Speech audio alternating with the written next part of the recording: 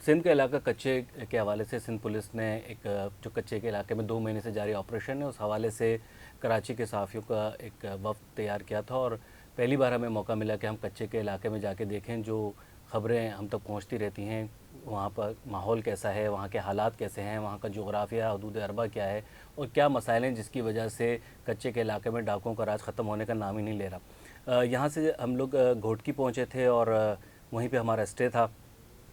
वहाँ पर जो हमें पहली ब्रीफिंग मिली उसमें हमें ये बताया गया कि जब 1984 में एमआरडी की तहरीक चली थी तब यहाँ पर वहाँ के लोगों का भी ये कहना है और पुलिस का भी ये कहना है कि यहाँ पर इन लोगों को बसाया गया। और इन लोगों को बसाने का मकसद ये था कि जनरल ज़िया उल हक के मुकाबले में पीपल्स पार्टी को कमज़ोर करने के लिए यहाँ पे इन अनासिर को बिठाया जाए और फिर उनके ऊपर ऑपरेशन किया गया। और ऑपरेशन के चक्कर में वहाँ पर एक वसी जंगल को हमवार ज़मीन में तब्दील किया गया और लाखों एकड़ ज़मीन वहाँ के 20 जागीरदारों को बांटी गई ताकि आने वाले वक्तों में ये पीपल्स पार्टी के सामने खड़े हों और जनरल ज़िया उल हक की आमरीत को सपोर्ट कर सकें। लेकिन ये अलग बात है कि वो तमाम 20 के 20 जागीरदार इस वक्त पीपल्स पार्टी का हिस्सा हैं।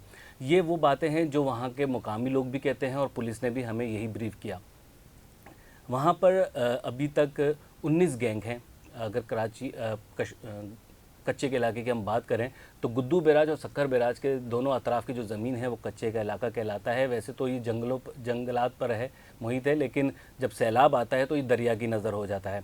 और तकरीबन 10 लाख की यहाँ पर आबादी है और इस आबादी में इंफ्रास्ट्रक्चर नाम की कोई चीज़ नहीं। क्योंकि जब हम दुरानी महर पर पहुँचे थे और हमें एक कश्मोर से दुरानी महर के इलाके में जब हम पहुँचे तो वहाँ पर दरिया पार करने के लिए भी हमें कार्गो कश्ती का सहारा लेना पड़ा, जिस पे पुलिस मोबाइल और मीडिया के लोगों अफराद की गाड़ियाँ उस पर लोड की गई और उसके बाद दरिया सिंध को हमने पार किया। और उसके बाद हम उस जगह पे पहुँचे जो कि डाकुओं और पुलिस के दरमियान 300 मीटर की दूरी का जो फासला बनता है।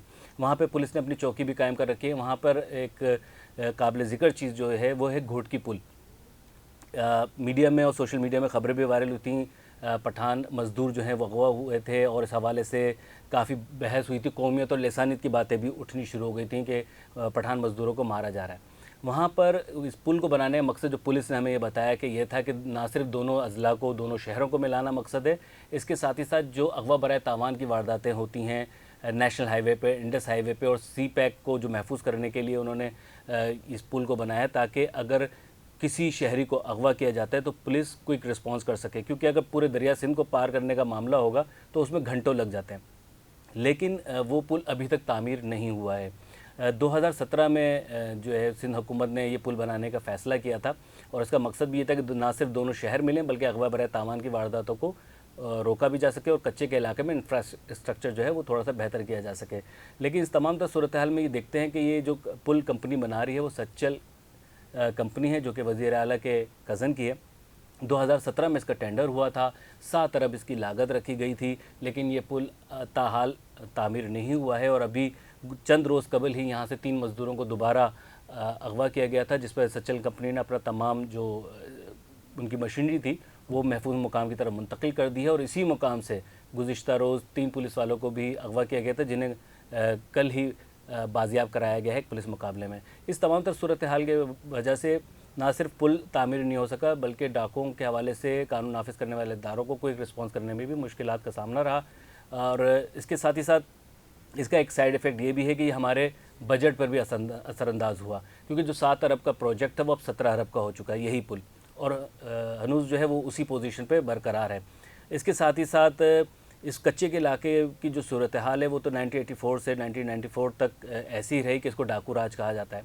इस दौरान जो है वो तकरीबन 11,000 लोग अगवा हुए, फ़िल्में भी बनी 84 से 94 के दरमियान। इन्हीं डाकू कल्चर जो पंजाब का राजनपुर लगता है कश्मोर से, और राजनपुर के मगरिब में डेरा बुगटी शुरू हो जाता है, कोहे सुलेमान का एरिया शुरू हो जाता है।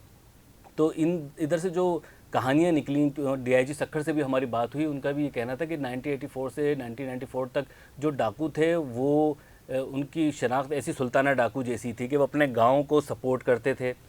लेकिन अब जो जनरेशन आ रही है ना वो बड़ी सफाक हो चुकी है। अब वो पहले वो सैयदों को छोड़ दिया करते थे, डॉक्टर को छोड़ दिया करते थे, औरतों और बच्चों पे हाथ नहीं उठाते थे, उनको अगवा नहीं करते थे। लेकिन अब ये मामलात नहीं है, क्योंकि जब से इंटरनेट आया है, सोशल मीडिया आया है, تو ڈاکوؤں کے کارروائی کا طریقہ کار بھی بدل گیا ہے. اب ہنی ٹریپ کے نام سے بھی چیزیں میڈیا میں سوشل میڈیا میں وائرل ہیں کہ خاتون سے دوستی ہوتی ہے اور پھر وہ کسی علاقے میں بلوائیں اور پھر موٹر سائیکل پہ کوئی بندہ ہے وہ کہے میڈم آپ کو بلا رہی ہیں اور وہ اغوا ہو جاتا ہے. پولیس کو بھی یہ چیلنجز کا سامنا ہے. پولیس کا یہ کہنا ہے کہ کچے کے علاقے میں ہم نے کچھ علاقوں تک ڈاکوؤں کو محدود کر کے رکھا ہوا ہے, لیکن اگر مغوی پنجاب سے, لاہور سے, کراچی سے خود اپنی گاڑی سٹارٹ کر کے اگر وہاں پہ پہنچ جائے تو اس کو ہم کیسے محفوظ کر سکتے ہیں؟ ہم ہائی ویز پہ پکٹ لگا سکتے ہیں, ہم انڈس ہائی وے پہ پکٹ لگا سکتے ہیں, ہم سی پیک پہ پولیس موبائلیں کھڑی کر سکتے ہیں, لیکن اگر ایک شخص خود کراچی سے, لاہور سے, پشاور سے اٹھ کر ہنی ٹریپ کے چکر میں جا رہا ہو, صرف خواتین کا معاملہ نہیں ہوتا بلکہ بہت سارے لوگ لڑنے والے مرغے, تیتر بٹیر, سستا ٹریکٹر, اناج اور الیکٹریشین بھی اٹھیں کہ ہمیں الیکٹریشین کا کام کروانا ہے, اس طرح کے بھی واقعات ہوتے ہیں. اور جب سی پیک کا بھی وہاں پہ معاملہ شروع ہوا تو بہت سارے پنجاب سے, کے پی کے سے ٹھیکیدار ہیں, تو جو وہ لوگ وہاں پہ کام کر رہے ہوتے ہیں وہ کسی نہ کسی قبیلے سے تو تعلق رکھتے ہیں. جاگیرانی ہوں گے, تیغانی ہوں گے, سہو ہوں گے, سولنگی ہوں گے, تو وہ مزدور بھی وہاں پہ موجود ہوتا ہے, اسے پتہ ہوتا ہے کہ یہ جو کانٹریکٹر آیا ہے یہ کہاں سے آیا ہے, اس کے پاس کتنا پیسہ ہے, کیا ٹائمنگ ہے, اس کے بیگ میں کتنے پیسے ہوتے ہیں, آج سیلری ملنی ہے. تو یہ ساری انفارمیشن بھی لوکلز کے ذریعے ڈاکوؤں تک بھی پہنچتی ہے اور پولیس تک بھی پہنچتی ہے. یہی وجہ ہے کہ ان کو وہ آسان شکار ہو گئے تھے اور انڈس ہائی وے پر اغوا برائے تاوان کی وارداتیں بڑھ گئی تھیں. یہی وجہ ہے کہ پولیس نے اور ابھی آئی جی غلام نبی میمن نے بھی جو ایک ایکشن پلان تیار کیا ہے اس کے مطابق ان کا یہ کہنا تھا کہ جو سی پیک کا گزر رہی ہے اس کو محفوظ کرنے کے لیے وہاں پہ تقریباً 300 کے قریب انہوں نے چوکیاں بنانے کا وہ کیا تھا اور ایک چوکی پہ 13 لاکھ روپے خرچہ آ رہا تھا. لیکن جو وہاں پر جا کے ہم نے اعلیٰ افسران سے بات بھی کی کہ 1984 سے 1994 تک بھی آپریشنز ہوتے رہے, ڈاکوؤں کا راج رہا اور 2023 میں بھی آپریشن چل رہا ہے, پیسے خرچ ہو رہے ہیں لیکن یہ ڈاکو ختم ہو کے نہیں دے رہے. ان کا یہ کہنا یہی تھا کہ یہاں پر جو قبائل آباد ہیں, جاگیرانی, تیغانی, سولنگی, چاچڑ, کہہ رہے یہ قبائل جو ہیں وہ اپنے اپنے وڈیروں کی زمین کا دفاع بھی کر رہے ہیں, کیونکہ جیسا کہ میں نے آپ کو بتایا کہ ہسٹری تو یہ بتاتی ہے کہ جناب جنگل کا صفایا کیا گیا, لاکھوں ایکڑ زمین نکلی اور وہ 20 جاگیرداروں میں بانٹ دی گئی.